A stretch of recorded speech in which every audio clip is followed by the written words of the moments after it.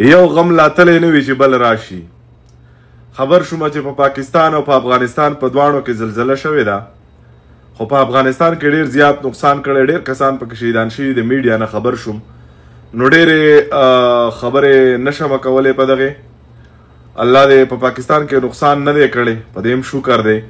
په افغانستان کې نقصان کړی دی، خفه یو پې.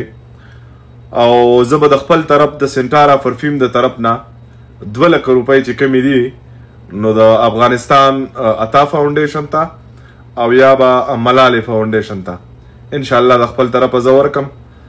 دا مې د میډیا شوق نه دی چې بیا زه سړي ته وایم چې زما پیسې هلته شو که چې ما دومره پیسې لیږلي.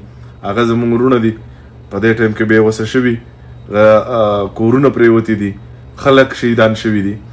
نو زما د طرف نه به دغه یي، ټول ملګري خپله مرسته کوئ او د افغانستان د عطا بای سره که رابطه کوئ او که د ملالې یوه زنانه د خورکۍ د مشره ښځه ده، هغوی یو فاونډیشن چلی که د هغوی سره کوئ.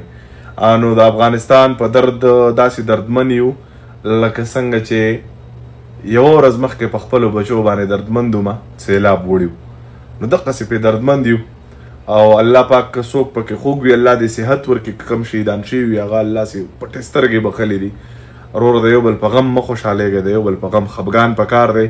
دغه زما وس دی، ما وکړو د الله په امان. سلام علیکم.